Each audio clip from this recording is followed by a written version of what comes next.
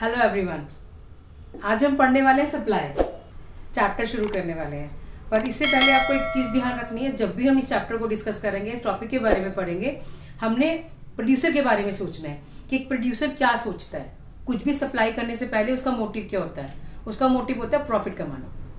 उसी कंटेंट को सोच के, उसी मोटिव को सोच के हमने चैप्टर को डिस्कस करना है। सप्लाई होता क्या है? सप्लाई होता है a of a commodity is referred to the various quantities of a commodity which a producer or seller is willing and able to sell at different possible prices of that commodity. willing and able क्या होता है कि मुझे वो सामान बेचना भी है और मेरे पास उतना सामान है भी. I am able to sell that also and willing to sell that also at different possible prices of a commodity at a point of time. Suppose price किसी यूनिट का 10 रुपीज है, ठीक है. 10 रुपए पे मुझे 5 यूनिट्स बेचने का मन है, ठीक है. प्राइस बढ़ जाता है तो 10 यूनिट्स बेचूंगी. प्राइस फिर बढ़ जाता है, then I will increase our supply to 15 units. तो क्या होता है? तो आई के producer want to sell different possible quantities at different possible price. This is supply. और जब हम एक फर्म की बात कर रहे हैं, एक प्रोड्यूसर और एक फर्म की बात कर रहे हैं, वो होता है इंडिविजुअल सप्लाई. दो तरह की होती है ना सप्लाई. एक होती है इंडिविजुअल, दूसरी होती है मार्केट. जब हम इंडिविजुअल सप्लाई की बात कर रहे हैं तो एक फर्म की, एक प्रोड्यूसर की बात कर रहे हैं. और जब हम मार्केट सप्लाई की बात कर रहे हैं तो जितने भी मार्केट में सप्लायर हैं उन सब की सप्लाई की बात कर रहे हैं. दोनों की डेफिनेशन ये सेम ही आती है. इंडिविजुअल में हमने यहाँ पर ए फर्म और ए प्रोड्यूसर रखा हुआ है. मार्केट में हम ए को हटा के प्रोड्यूसर से फर्म्स रख लेते हैं, तो डेफिनेशन विल बी सेम. तो सप्लाई क्या होता है? Different quantity of a commodity that a producer is want to sell at different possible prices of a commodity at a point of time. That is supply. Now supply और stock concept क्या होता है? Stock होता है जो producer अपने पास maintain करके रखता है for present and for future sale. Suppose I am a producer और मैंने 1000 यूनिट किसी प्रोडक्ट की अपने पास रखी हुई है. वो हो गया स्टॉक 1000 यूनिट्स का. लेकिन उस 1000 यूनिट में से मैंने मार्केट में 500 यूनिट ऑफर की, तो जितने यूनिट ऑफर करते हैं वो हमारी होती है सप्लाई. और उस ऑफर यूनिट में से 300 सिर्फ बिकती हैं, तो वो हो जाती है सेल.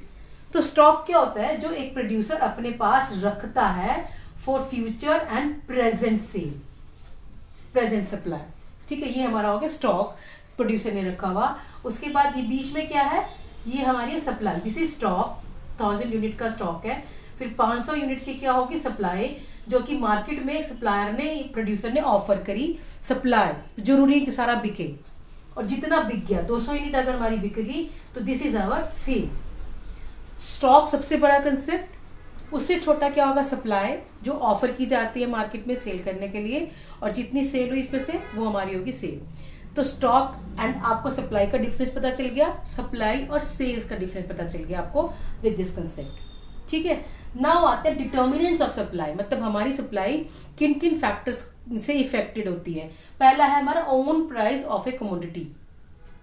जो भी प्राइस प्रोडक्ट हमने मार्केट में सेल करना है, उसके प्राइस हमारी सप्लाई को इफेक्ट करते हैं. कुछ भी हमने बेचना है, अगर उसके प्राइस ज्यादा है, ठीक है, तो सप्लाई विल बी मोर, क्योंकि प्रोड्यूसर को लगेगा कि प्राइस ज्यादा है तो प्रॉफिट अर्न करेगा वो, तो उसकी सप्लाई को बढ़ाने की कोशिश करेगा. और प्राइस अगर कम है तो सप्लाई विल बी लेस. तो ये they are direct relation between price and supply. Price and supply का डायरेक्ट रिलेशन है.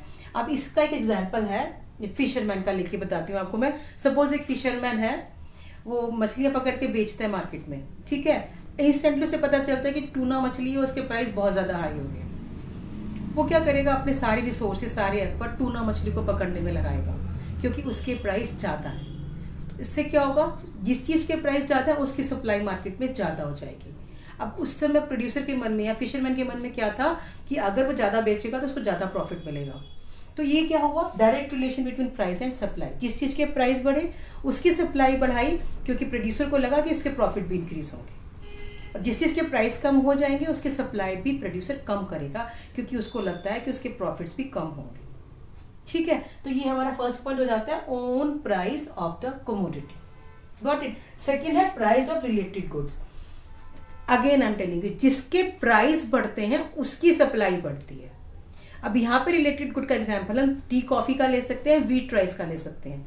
जिस भी प्रोडक्ट के प्राइस इंक्रीज होते हैं, सप्लायर उसी की सप्लाई को बढ़ाता है. Suppose T and coffee, coffee के प्राइस बढ़े तो प्रोड्यूसर ने क्या करना है, कॉफी की सेल को बढ़ा देना, कॉफी की सप्लाई को इंक्रीज करना, क्योंकि उसको कॉफी बेच के ज्यादा प्रॉफिट होगा, चाय को बेच के नहीं होगा। ठीक है, तो क्या हुआ, रिलेटेड गुड्स में जिस चीज के प्राइस बढ़े उसकी सप्लाई बढ़ जाती है, दूसरे जो सस्ता होता है उसकी सप्लाई कम हो जाती है।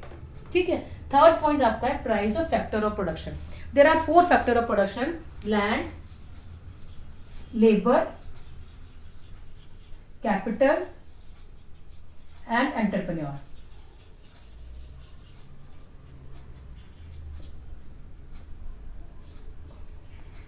ये है हमारे 4 फैक्टर ऑफ प्रोडक्शन, जो कि हम कभी भी कुछ भी प्रोड्यूस करते हैं उसमें हमारी हेल्प करते हैं। अगर ये चारों factor of production easily available है, चीप रेट पे अवेलेबल है, तो supply will be more. Land हमें बहुत कम प्राइसेस में मिल जाती है, सपोज लेबर बहुत कम वेजेस पे हमें मिल जाती है, या कैपिटल भी इजीली अवेलेबल है, लेस रेट ऑफ इंटरेस्ट पे अवेलेबल है, तो क्या होगा कि हमारी जो कॉस्ट है, इनपुट कॉस्ट है, वो बहुत कम आती है। जब इनपुट कॉस्ट कम आएगी तो सप्लाई विल बी मोर, क्योंकि हम ज्यादा प्रॉफिट अर्न कर सकेंगे, ज्यादा प्रोडक्शन हो सकेगी। ठीक है, तो फैक्टर ऑफ प्रोडक्शन की अगर कॉस्ट कम है, मतलब अगर हमारी इनपुट कॉस्ट कम आ रही है, तो supply will be more, we will earn more profit, and vice versa. अगर ये सब चीजें महंगी मिलती हैं उसको, लाइक रॉ मटेरियल है, लेबर है, लैंड है, जो भी इनपुट है, जो कि फैक्टर ऑफ प्रोडक्शन है, जो भी हमें सामान बनाने के लिए चाहिए, वो अगर महंगा मिल रहा है, तो इसका मतलब क्या हुआ, he will earn less profit, तो वो सप्लाई को भी कम करेगा। तो फैक्टर ऑफ प्रोडक्शन के सस्ते होने से सप्लाई विल बी मोर, और फैक्टर ऑफ प्रोडक्शन के महंगे होने से सप्लाई विल बी लेस। ठीक है, नेक्स्ट हमारा क्या आता है, state of technology. Updated technology है, मॉडर्न टेक्नोलॉजी है, तो कम टाइम में ज्यादा प्रोडक्शन होती है, ज्यादा सप्लाई होगी। सप्लाई अगर हमारी पुरानी है, आउटडेटेड है बिल्कुल ही, तो हम ज्यादा टाइम लगेगा और सप्लाई भी बहुत कम कर पाएंगे।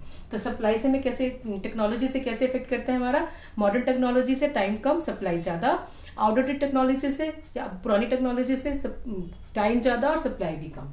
गवर्नमेंट पॉलिसी 2 तरह की होती है, taxation and subsidy, taxes and subsidies. Taxes we all are paying, हम सब टैक्स क्या होता है, कंपल्सरी पेमेंट होती है, जो हर सिटीजन को गवर्नमेंट को देनी पड़ती है। और सब्सिडी क्या होता है, जो गवर्नमेंट हमें फाइनेंशियल हेल्प करती है किसी भी प्रोडक्ट पे, जैसे आजकल हमें सिलेंडर पे भी सब्सिडी मिल रही होती है। सपोज अगर किसी प्रोडक्ट का टैक्सेस बहुत ज्यादा बढ़ जाते हैं मार्केट में, तो लोग खरीदेंगे नहीं, क्योंकि महंगी हो जाएगी वो चीज, तो सप्लायर भी फिर सप्लाई कम करेगा। टैक्सेस के बढ़ने से, टैक्सेस अगर इंक्रीज होते हैं तो सप्लाई विल बी लेस, क्योंकि टैक्सेस के बढ़ने से मार्केट में वो प्रोडक्ट महंगा मिलेगा, तो उसकी सप्लाई कम हो जाएगी। और फिर क्या होगा, सब्सिडी से क्या होगा, अगर सब्सिडी दे रही है गवर्नमेंट किसी प्रोडक्ट पे, तो वो उसकी सप्लाई, अगर सब्सिडी दे रही है तो इसका मतलब उस प्रोडक्ट सस्ता मिल रहा है हमें, ठीक है, तो उसकी सप्लाई बढ़ जाएगी। मतलब टैक्सेस के बढ़ने से सप्लाई लेस और सब्सिडीज के बढ़ने से सप्लाई विल बी हाई। तो ये है गवर्नमेंट की पॉलिसीज। गवर्नमेंट की पॉलिसीज में टैक्सेस एंड सब्सिडीज हमने डिस्कस करना है। फिर नेक्स्ट हमारा पॉइंट है goal of the firm. Firm के 2 गोल होते हैं, एक तो प्रॉफिट मैक्सिमाइजेशन और सेकंड होता है सेल्स मैक्सिमाइजेशन। सपोज कोई फर्म प्रॉफिट मैक्सिमाइजेशन, प्रॉफिट को कमाना चाहती है, सब उनका मेन मोटिव क्या है कि प्रॉफिट अर्न करना, तो वो हाई प्राइस पे सप्लाई करेगा। अगर प्रॉफिट मैक्सिमाइजेशन किसी भी फर्म का गोल है, हाई प्राइस पे सप्लाई करेगा। लेकिन अगर उनका सेल्स मैक्सिमाइजेशन है तो क्या करेगा, वो नॉमिनल प्राइस पे ज्यादा सप्लाई करने की कोशिश करेगा। तो से अगर goal of the firm is profit, तो हाई प्राइस पे सप्लाई करने की कोशिश करेगा। लेकिन उसी का गोल अगर सेल्स मैक्सिमाइजेशन है, तो नॉमिनल प्राइस पे वो अपनी सप्लाई को बढ़ाने की कोशिश करेगा। This is goal of the firm. इसके अलावा क्या होता है, ट्रांसपोर्ट एंड कम्युनिकेशन है। अगर वो बहुत इजीली और अच्छे तरीके से अवेलेबल है तो सप्लाई विल बी मोर, क्योंकि हम दूर दूर के एरिया में भी सप्लाई कर सकते हैं। और क्या होगा, अगर ट्रांसपोर्ट और कम्युनिकेशन अच्छी तरीके से अवेलेबल नहीं है, चीप रेट पे अवेलेबल नहीं है, इस तरह की सुविधाएं नहीं है जल्दी से, तो सप्लाई विल बी लेस, क्योंकि हम थोड़े से एरिया में सप्लाई कर पाएंगे उससे। फ्यूचर एक्सपेक्टेशंस भी एक चीज होती है जिसकी वजह से सप्लाई इफेक्ट करती है। सपोज कोई जो प्रोडक्ट हम सप्लाई करना चाह रहे हैं उसके प्राइस अगर हमें लगता है फ्यूचर में हाई होने वाले, बहुत बढ़ने वाले, तो हम अभी की सप्लाई उसकी रोक देंगे। सेम वे अगर हमें लगता है फ्यूचर में वो प्रोडक्ट सस्ता होने वाला है, तो हम अभी सारी सप्लाई कर देंगे। तो फ्यूचर के प्राइस भी हमारी अभी की सप्लाई को इफेक्ट करते हैं। ठीक है, thank you and have a nice day.